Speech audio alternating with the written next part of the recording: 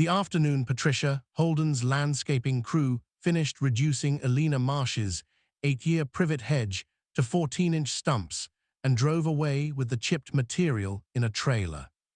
I was in my home office 40 minutes from Cedarwood Commons, finishing a client report, and watching the event on my phone through Elena's property camera that I had helped her install 3 weeks earlier, when she had told me what she believed was coming, and I had believed her, because Elena Marsh had been my neighbor for 6 years, and she did not say things she did not mean, and she did not believe things without reason. My name is Walter Briggs.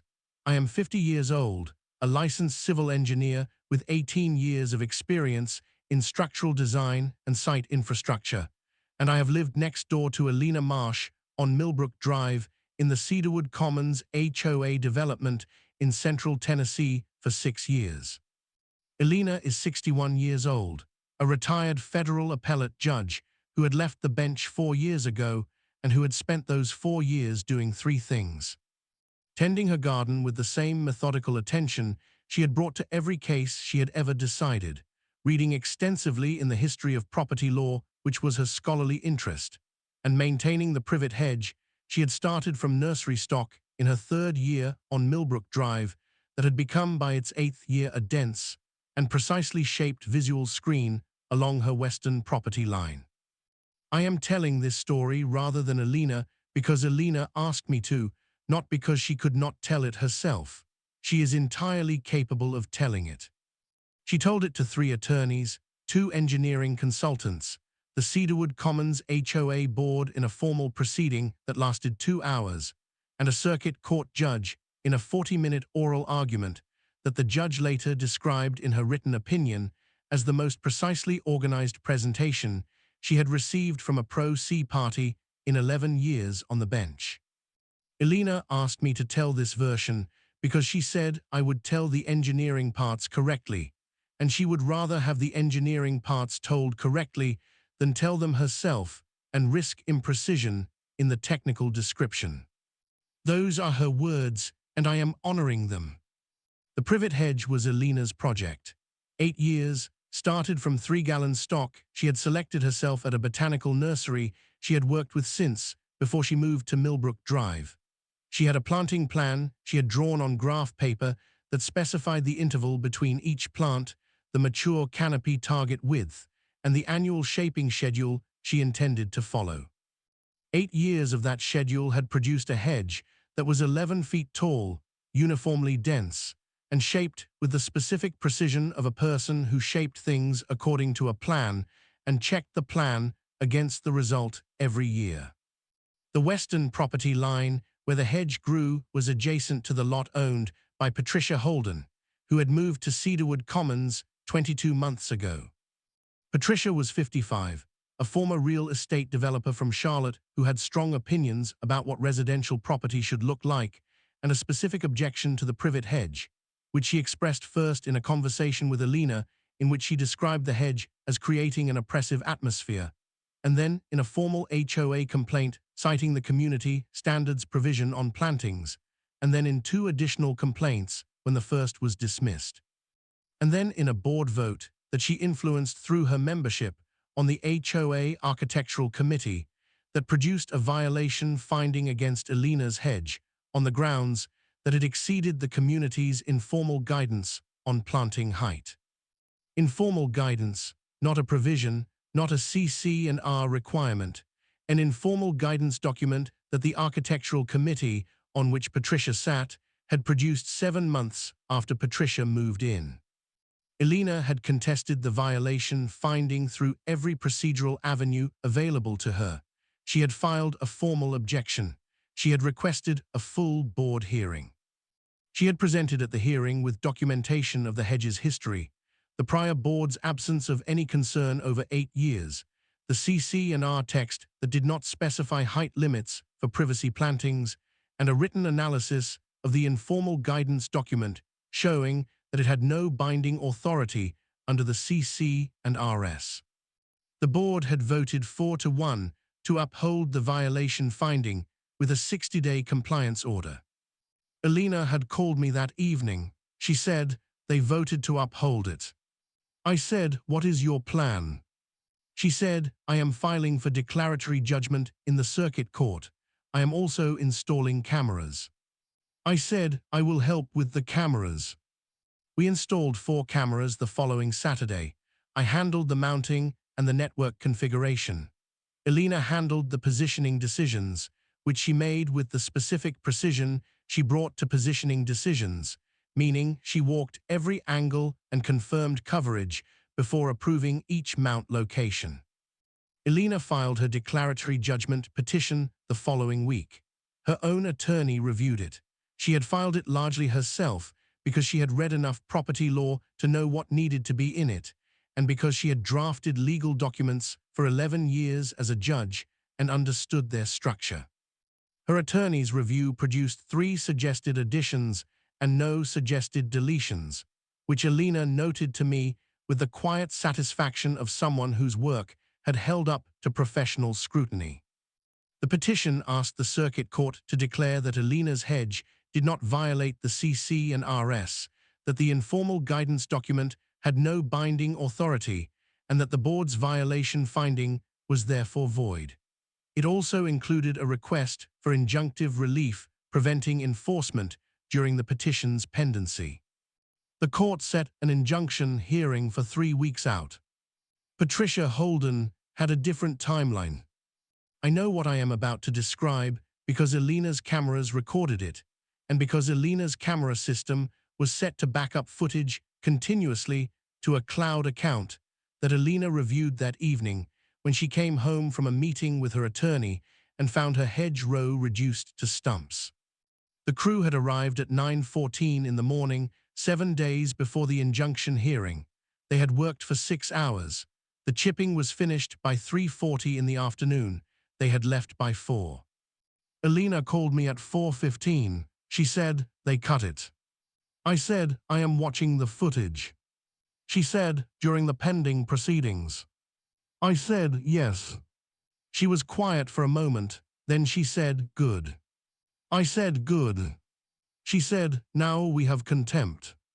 I called Elena's attorney while Elena reviewed the footage herself. He said, they cut the hedge during pending court proceedings after an injunction application had been filed and served. I said, 7 days before the injunction hearing. He said the application had been served. They knew proceedings were pending. This is contempt of the judicial process. I am filing an emergency motion tonight. He filed the emergency motion that evening. The emergency hearing was the following morning. Elena presented the camera footage personally. The circuit court judge, a woman named the Honorable Patricia Sims, reviewed the footage and the timeline of the petition filing, the injunction application, the service documentation, and the hedge destruction date. She said the hedge was destroyed 7 days before the scheduled injunction hearing, after the petition and injunction application had been properly served on the board and on Patricia Holden personally. Elena's attorney said, yes, Your Honor. Judge Sims looked at Patricia Holden's attorney, a man named Douglas Fenn, and said, what is your client's explanation for the timing? Douglas said, the board believed the compliance period continued to run during the petition's pendency and acted to enforce before the injunction could prevent enforcement.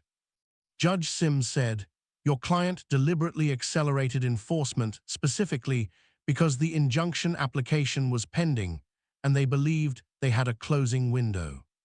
Douglas said, the board considered it a compliance timeline matter. Judge Sims said, I consider it a deliberate circumvention of the judicial process. That is not a compliance timeline matter. She found Patricia Holden and the board in contempt. She ordered the board to pay Elena's attorney fees for the emergency proceeding. She set the underlying declaratory judgment case for expedited hearing. And she noted in the record that the deliberate acceleration of enforcement during pending proceedings was a factor the court would consider in assessing damages. The declaratory judgment hearing was 6 weeks later. Elena argued her case personally with her attorney at the table for consultation. She presented the CC&R text, the absence of height specifications, the informal guidance document, and its procedural history including when it was created and who had created it, the 8-year history of the hedge and the prior board's absence of any concern, and the formal analysis of the guidance documents' lack of binding authority.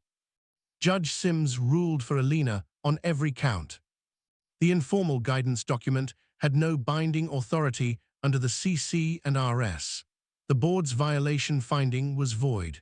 The hedge, which no longer existed, had not violated any enforceable community standard. The civil damages phase was where I came in professionally. Alina asked me to prepare the engineering assessment of the hedge's value because she trusted my technical work, and because she wanted the assessment to be done by someone who understood structural and site engineering and could speak to the hedge's role as site infrastructure, not merely as decorative planting. I prepared a 12-page assessment. It valued the privet hedge at $39,000 based on 4 components.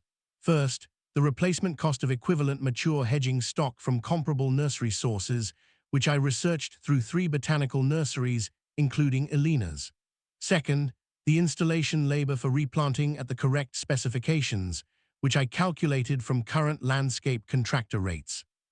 Third, the growth time value, meaning the economic value of 8 years of established root structure and canopy density that could not be replaced immediately regardless of material cost.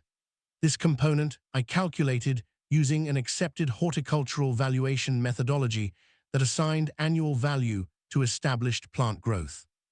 Fourth, the loss of function value, which was the economic impact of the 8-year visual screen being absent during the years required for replacement growth, which I estimated at 6 to 8 years for comparable density. The total was $39,000. Alina reviewed the assessment and said it was methodologically sound. Her attorney reviewed it and said it was the strongest horticultural valuation he had seen in a civil claim. Douglas Fenn reviewed it on behalf of Patricia Holden and did not challenge the methodology. The settlement negotiation covered the full scope, $39,000 in hedge damages, Alina's attorney fees from the contempt proceeding and the full declaratory judgment litigation, my fees for the engineering assessment, compensatory damages for 22 months of documented harassment through the complaint process, and punitive damages that Alina's attorney argued were warranted by the contempt finding. The total demand was $67,000. Patricia Holden's insurance carrier was involved from the contempt finding. The carrier had reviewed the case and apparently reached the conclusion that a case in which their insured had deliberately accelerated enforcement to circumvent a pending injunction application was not a case they preferred to litigate to conclusion. They authorized settlement at a level that was close to the full demand. The final settlement was $61,000. Patricia paid $12,000 personally. The board's insurance covered $22,000. Patricia's insurance covered $27,000. The personal component was the piece that Alina had specifically insisted upon in the negotiation, because she said that consequences which are entirely absorbed by insurance are not fully felt by the person who created them. Patricia Holden resigned from the HOA Architectural Committee the week after the settlement was executed. The board sent Alina a formal written apology and a resolution withdrawing all enforcement actions related to her western property line. Now I need to tell you about what Alina built. The day after the settlement was finalized, Alina came to my door at 8 in the morning with a cup of coffee and a notebook and said, "I need your help designing something." We sat at my kitchen table. She opened the notebook. She had been thinking about what came next since the day after the destruction, and she had been thinking about it with the specific rigor she brought to everything she thought about carefully, which was to say she had read about it, researched it, consulted sources she trusted, and arrived at a position she was prepared to defend. She said, "I am not going to replant privet." I said, "What are you going to plant?" She said, "Nothing, not along that line." I said, "Tell me what you are going to build." She said, "A wall, but not the wall you are thinking of." I looked at her notebook. She had a sketch. It was not the simple concrete block wall I had designed in other situations in this collection. It was something more complex. She had drawn a wall with integrated recessed niches at regular intervals, each niche approximately 18 inches wide and 12 inches deep. And in each niche, she had drawn a potted specimen of the kind of botanical reference plant she worked with in her scholarship. She said, "I want a gallery wall." I said, "Tell me what that means." She said, "I want a wall that is a display surface for botanical specimens. I want each niche to be a display position. I want the wall to be the thing that was not there before, not a replacement for the hedge, but something the hedge could never have been." I looked at the sketch for a long time. Then I said, "Tell me what you want viewers to see." She said, "I want Patricia Holden to look at this wall from her property and see the botanical collection that my hedge used to hide. I want her to see it every day. I want the consequence of what she did to be that I now have something more visible and more permanent than what she destroyed." I said, "That is a specific design intent." She said, "I am a former federal judge. I have spent my life thinking about what consequences are meant to accomplish. This wall will accomplish what I intend it to accomplish." I designed it over 2 weeks. The structural specification was similar to my prior walls in this collection: concrete block cores with rebar reinforcement, 36-inch footing, 10-foot height with a county permit required above 8 feet. The difference was in the face. On the interior side, facing Alina's property, the wall had the integrated recessed niches at 8-foot intervals, cast concrete with drainage at the base, and a mounting plate for the botanical display specimens. On the exterior side, facing Patricia's property, the wall had a smooth sand stucco finish in a warm terracotta color that Alina had chosen, because it was the color of the clay pots she used for her specimens. 12 niches along the full 306 linear feet of the western property line.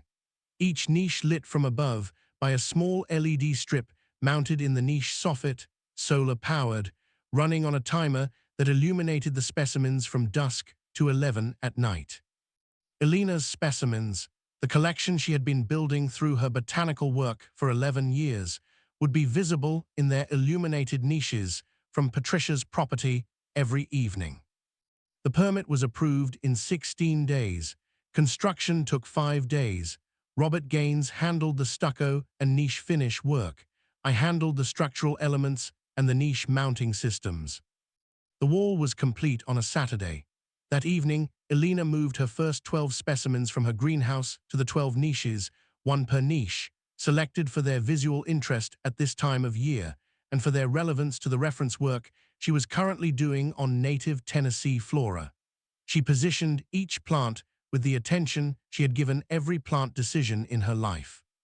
When the solar lights came on at dusk, I stood in Alina's backyard and looked at the wall.